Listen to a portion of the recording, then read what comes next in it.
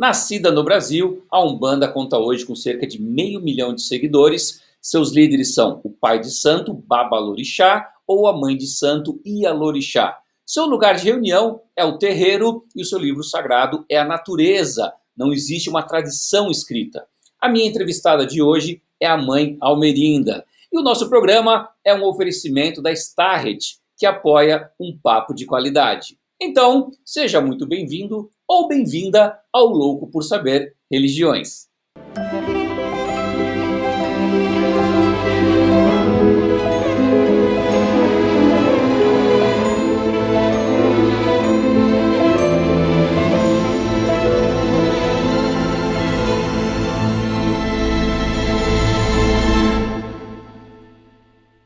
Gente, que alegria ter essa mulher tão querida aqui do meu lado hoje.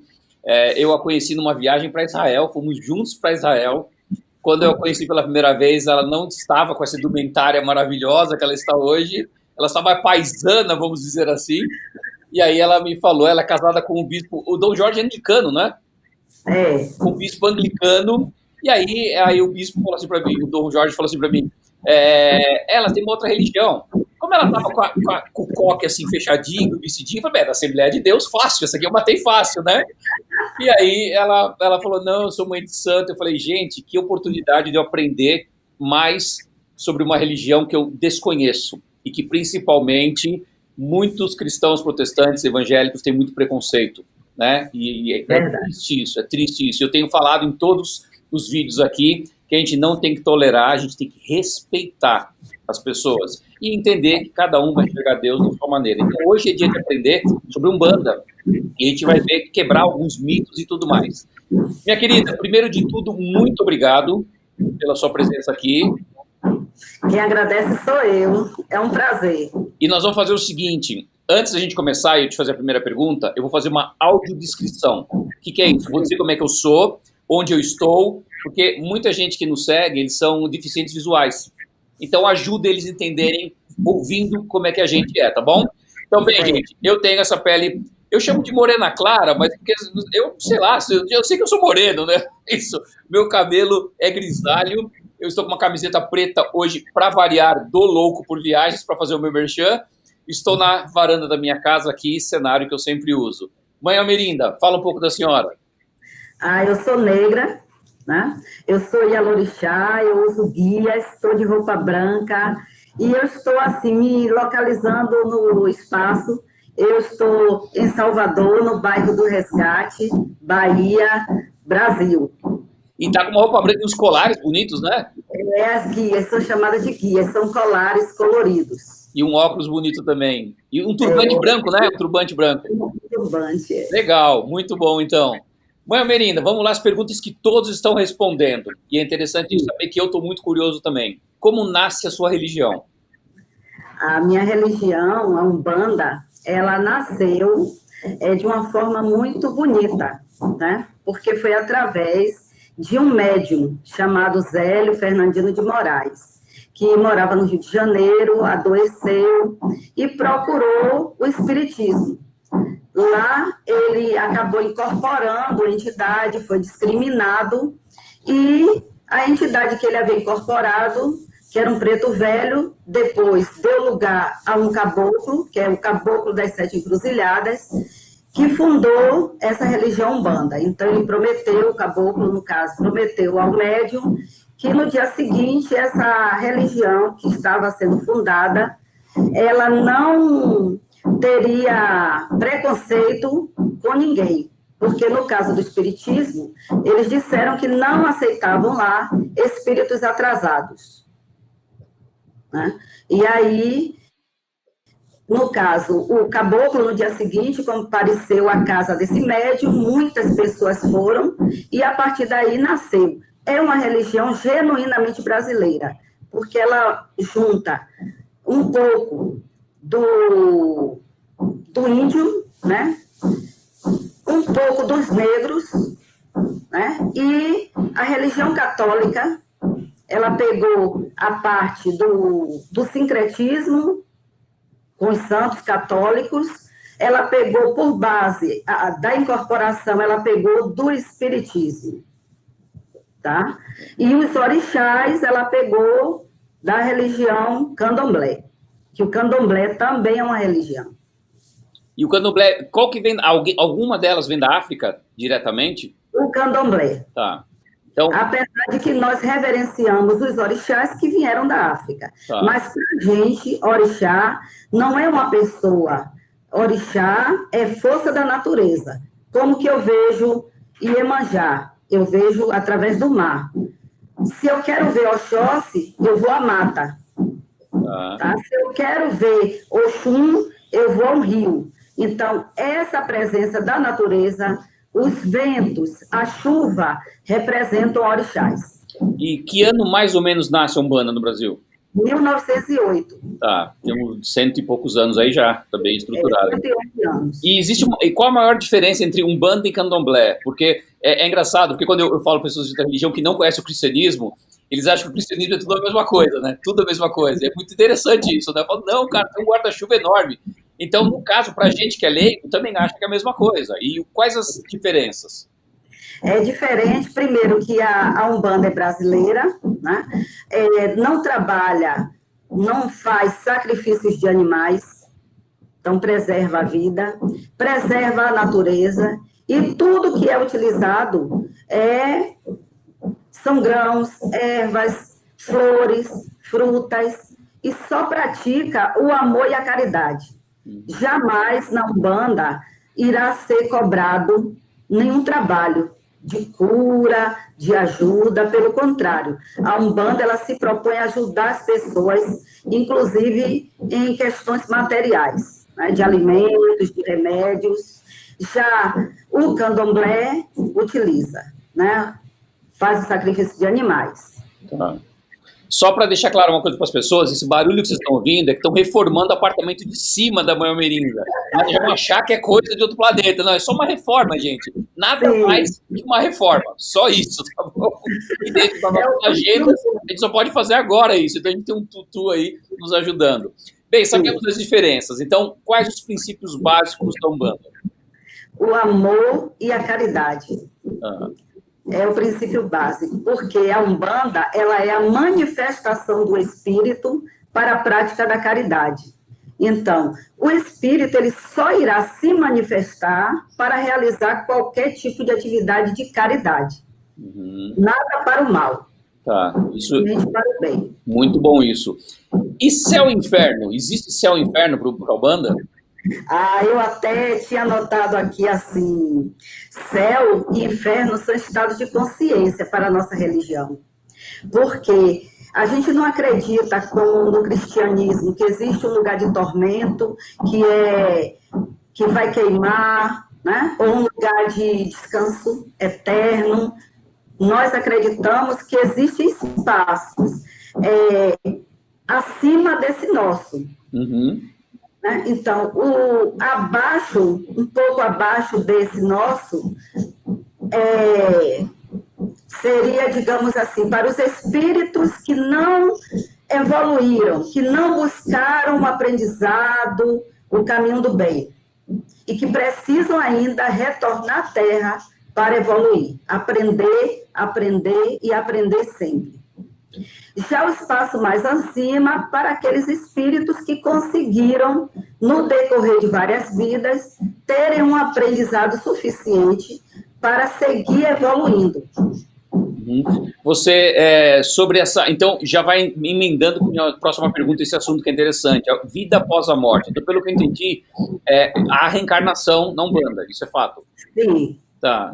E esses seres que já estão mais evoluídos, aliás, os seres que não foram evoluídos, porque eu achei interessante isso no Islã, eles têm possibilidade de voltar e de pagar isso até que eles possam ir para um outro patamar? Sim, sim.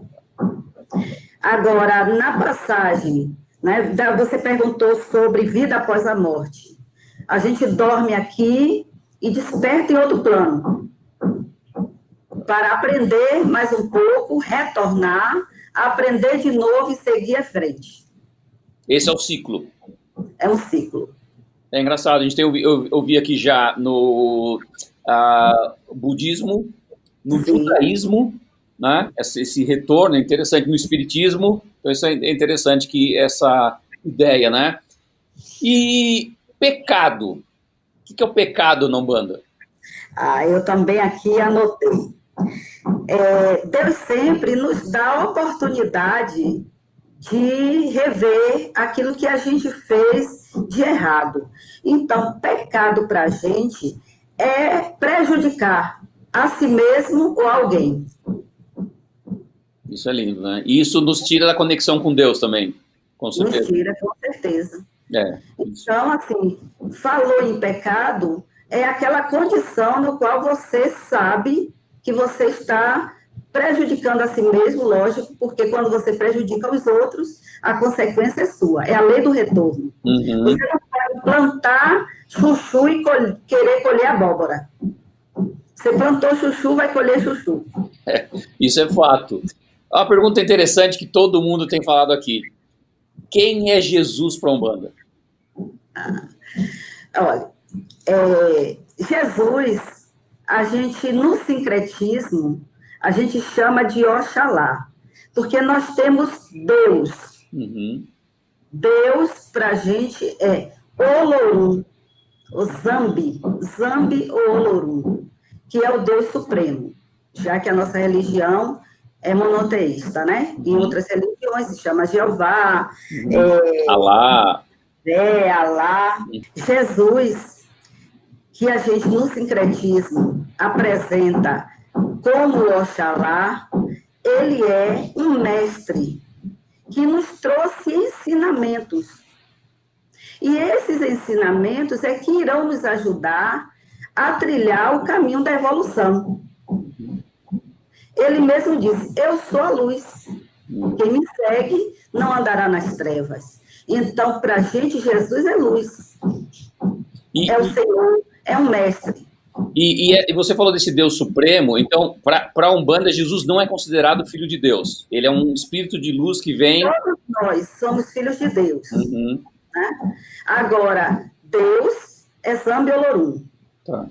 Jesus está na categoria dos orixás, que são enviados de Deus. Existem outros na Umbanda, além de Jesus? Existe Xangô, que é o Senhor que representa a justiça, Inhansã, Ogum, que é o vencedor de demandas, é um guerreiro, Oxóssi, que é o Senhor das matas, né? Oxum, que é a grande mãe, Iemanjá também, a Senhora das águas salgadas, e por aí vai. Abaixo desses orixás, nós temos os falangeiros, né? Que são os espíritos que vêm ajudar na Terra a título de evolução, para ganhar evolução. Então, naquilo que eles pecaram, digamos, na vida passada, eles vêm ajudar o próximo a não errar, não cair no mesmo problema. Então, esses são os pretos velhos, são espíritos com a roupagem dos escravos, nem sempre são pretos e nem velhos, mas eles assumem aquela roupagem. Os caboclos, que também nem sempre são índios, mas são espíritos que também assumem essa roupagem de índio, né? E trazem os trejeitos, o linguajar, né? As atitudes, a cultura. Uhum. Né? Nós temos os Exus e as Pombagiras, que para a gente, Exu não é diabo. Pelo contrário, Exu é o Senhor dos caminhos. Né? Para a gente, Exu é aquele que nos guarda, nos guia, nos protege nos caminhos. É uma entidade também.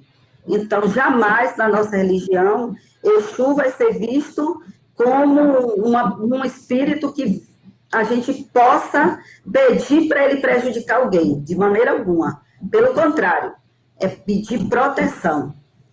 Existe o diabo, então, para a Umbanda ou não? Não existe não, ser? Não existe. Não existe o espírito do mal? Não. Existe o próprio ser, o indivíduo, que provoca esse mal. Tá. Por falta de atenção. Tá. Na igreja cristã, a maioria do povo brasileiro cristão, nós temos igreja, temos um líder que se chama pastor ou padre, e temos um livro que se chama a Bíblia Sagrada, que é a regra de fé. Como é que é na Umbanda? Que não tem igreja, tem terreiro, né? Tem terreiro. Okay. E tem um livro também. O nosso livro é a natureza. É a mata, né? Os mares, os rios, os oceanos, são as estradas.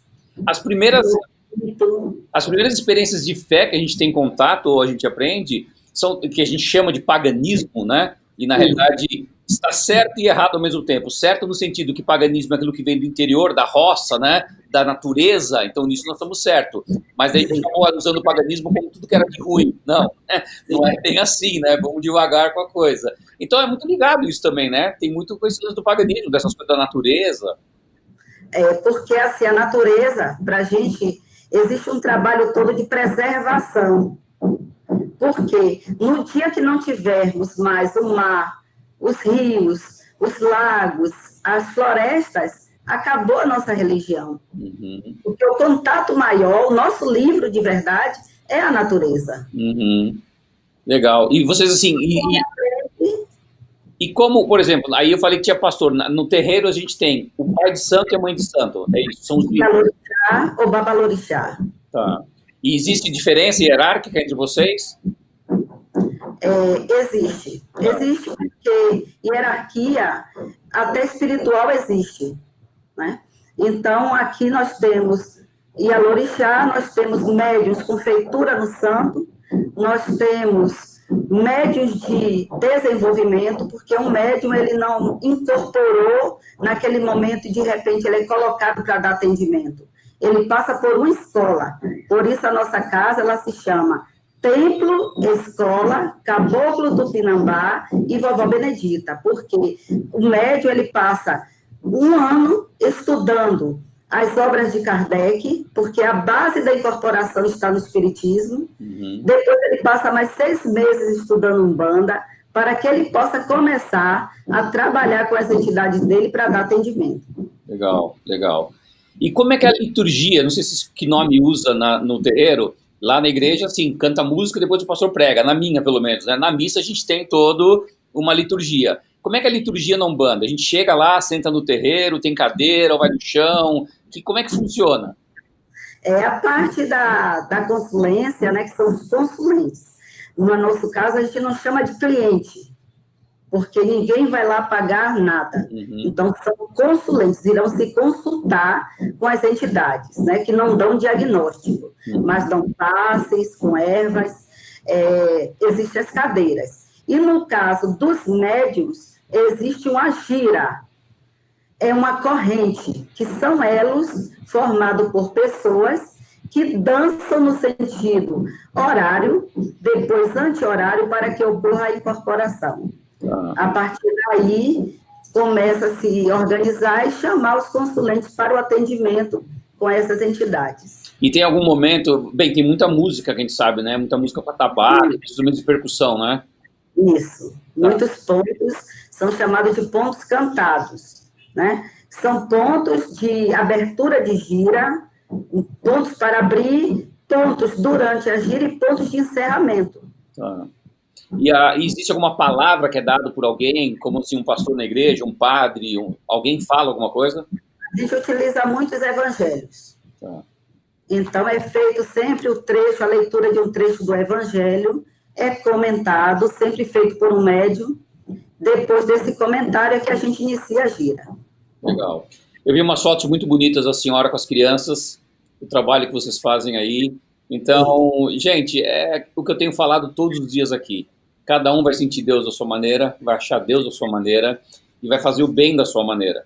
Somente lembrando, Rogério, que é muito bacana assim, a gente respeitar. E a Umbanda é uma religião que ela abraça o diferente. Então, lá a gente não pergunta o gênero, a gente não pergunta se já teve outra religião, o que é que a pessoa pensa.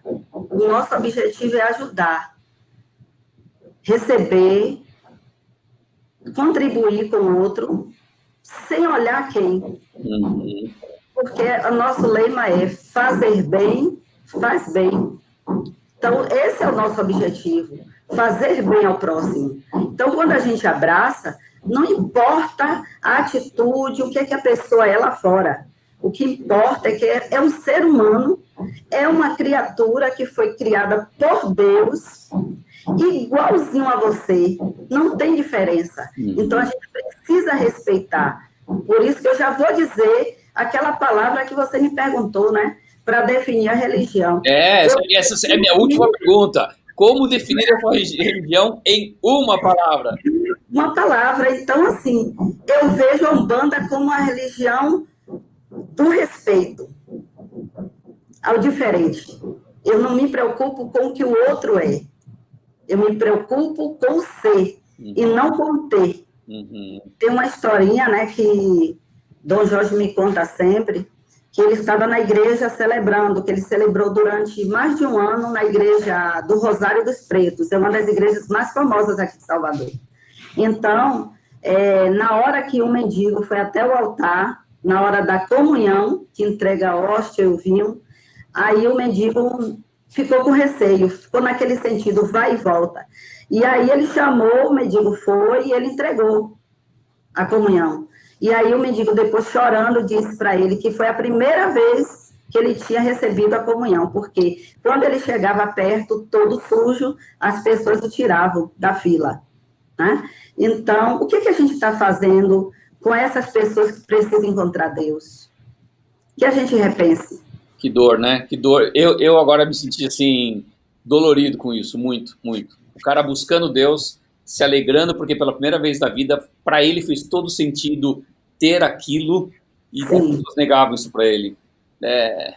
Para pensar, no mínimo para pensar. Para pensar. E aí eu lembrei do dia da comunhão lá na nossa viagem, né? Sim. Na Santa Ceia, Sim. Né, que eu participei. Então, a mesa, ela é do Senhor, a mesa não é sua.